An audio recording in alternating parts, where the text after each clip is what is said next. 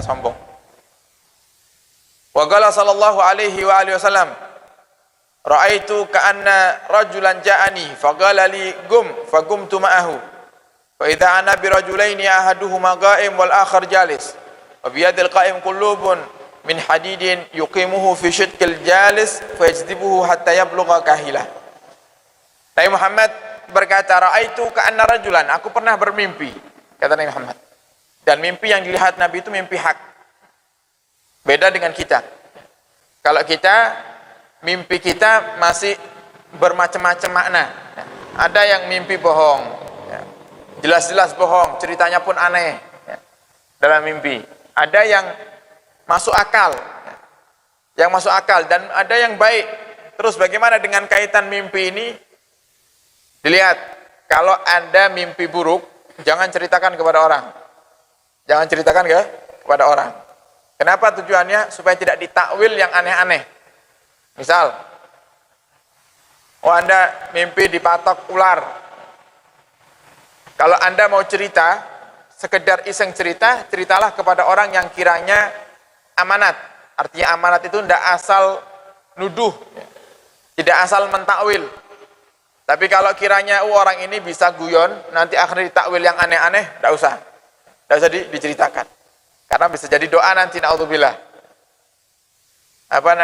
Misal ada orang mimpi dipatok ular, cerita kepada temannya ini biasa aneh-aneh, ya, suka mentakwil-takwil atau suka guyon. Aku tadi malam mimpi dipatok ular. Oh, kelihatannya kamu nanti ini bakal kecelakaan. Ya, biasanya gitu. Nah, akhirnya kan menjadi doa yang buruk. Mimpi yang baik, yang kiranya perlu disampaikan, sampaikan. Yang tidak perlu disampaikan, tidak usah disampaikan. Contoh, mimpi tidak perlu disampaikan, mimpi Rasulullah tidak perlu disampaikan, cukup buat Anda sendiri. Jadi orang yang dengarkan kisah mimpi kebaikan kita itu risih di hati sebenarnya. Ya, jujur ini pasti kan, kalau seandainya namanya manusia, kalau seandainya saya ceritakan dengan Pak, Bu, tadi malam saya mimpi Rasulullah, nah itu gimana di hati? Oh, kok cerita-cerita ya? Pasti gitu. Buat apa diceritakan? Dan justru dengan kita ceritakan mimpi-mimpi yang indah semacam itu, kita sulit untuk memperolehnya kembali nanti. Karena mimpi bertemu Rasulullah itu hak, benar, ada. Dan Nabi sendiri yang mengatakan, man ra'ani fil manam faqad ra'ani haqqa. Siapa yang melihatku dalam mimpinya, maka dia sungguh-sungguh telah melihatku. Lianna syaitan la yatamatsalu bi, karena setan tidak menjelma menjadi diriku, kata Nabi Muhammad. Tidak ada setan jadi Nabi Muhammad, tidak ada. Tidak berani setannya. Artinya kalau dilihat dalam mimpi berarti benar-benar, tapi tidak perlu kita sampaikan kecuali jika ada pesan. Nah, pesan ini untuk siapa? Sampaikan kepada yang memang perlu disampaikan. Yang tidak perlu tidak usah diceritakan. Karena apa? Pasti orang yang bercerita seperti itu biasanya ujub, bangga. Nah, begitu muncul sifat ujub dalam hati, maka kesempatan itu akan hilang. Sedangkan orang itu rindu. Kita rindu, ingin bisa bermimpi Rasulullah. Dan di saat Anda bisa bermimpi, kok malah Anda umbar seperti itu, eman-eman. Itu artinya Allah sudah izinkan Anda untuk bisa bertemu dengan Rasulullah. Tapi jangan dirusak. Tapi kalau Nabi Muhammad yang mimpi, mimpinya pasti hak, mimpinya pasti benar. Sehingga Nabi Muhammad pernah bercerita tentang mimpinya. Aku pernah bermimpi ka'anna rajulan, seakan-akan ada seorang laki-laki yang datang kepadaku, kata Nabi Muhammad. Faqala li, kemudian dia berkata, kum. Laki-laki itu berkata kepadaku, berdirilah. Faqumtu ma'ahu, kemudian aku pun berdiri bersamanya. Fa idza ana bi rajulaini ahaduhuma qa'imun wal akhar jalis. Ternyata aku melihat, setelah berdiri itu aku melihat ada dua orang laki-laki. Yang satu berdiri, yang satu duduk, kata Nabi Muhammad. Wa biyadil qa'im qulubun min hadid. Dan laki-laki yang berdiri itu di tangannya ada senjata dari besi, ya, seperti pisau, parang.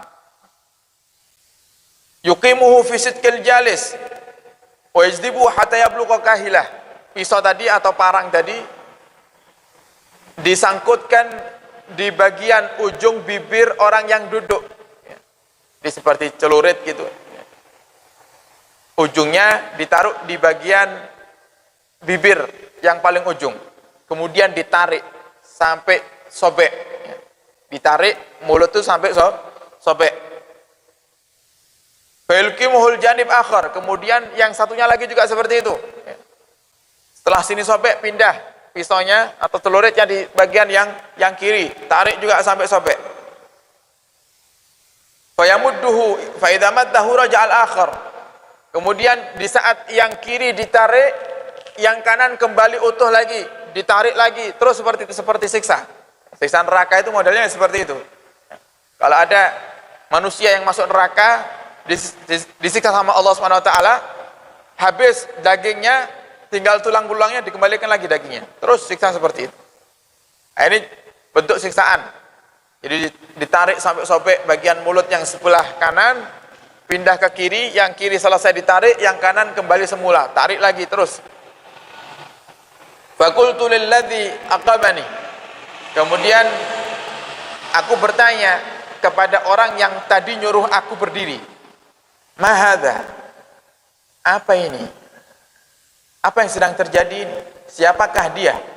Sampai disiksa seperti itu. Faqala, kemudian orang ini, laki-laki itu pun berkata, hadza rajulun kadzdzab.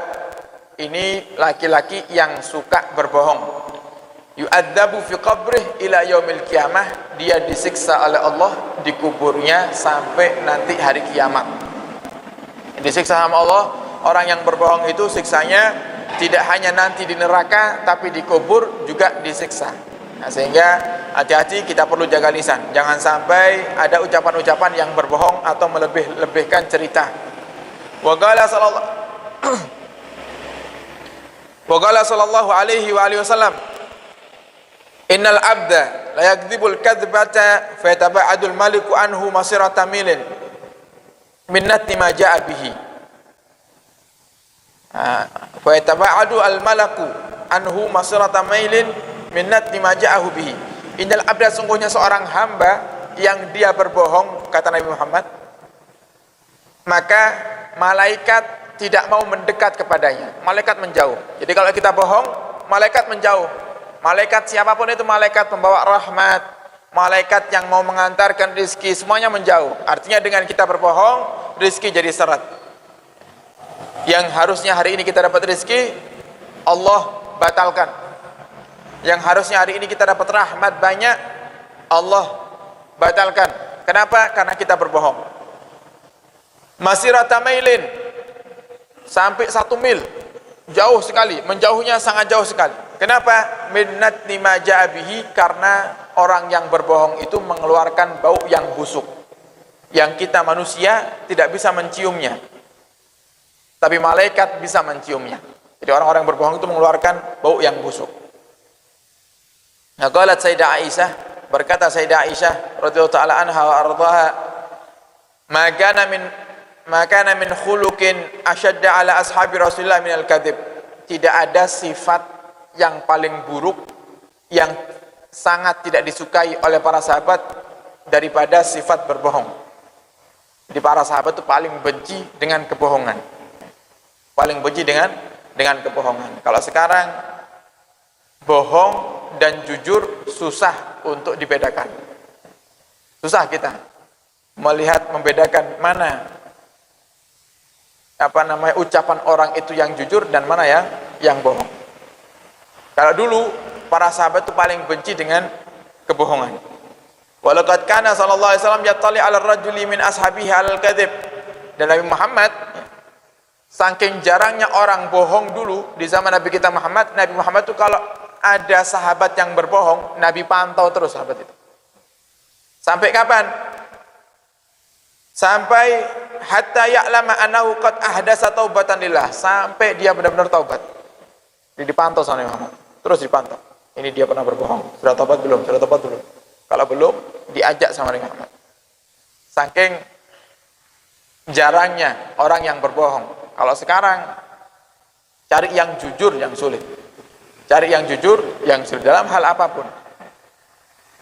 Jadi berdagang yang pedagangnya sudah tidak mengutamakan kejujuran, Kadang dalam keluarga pun juga seperti itu, anak tidak jujur kepada orang tua tidak jujur kepada anak, suami tidak jujur kepada istrinya, istri tidak jujur kepada suaminya, sering berbohong, sering mengada-ngada, menambah-nambah cerita. Nah, ini sering yang terjadi saat ini, yang sering kita dapati adalah hal-hal yang semacam ini. Maka perlu ayo kita biasakan lisan untuk tidak berbohong, dan semoga Allah menjaga lisan kita daripada berbohong dan bersumpah dengan sumpah yang palsu. Amin ya rabbal alamin.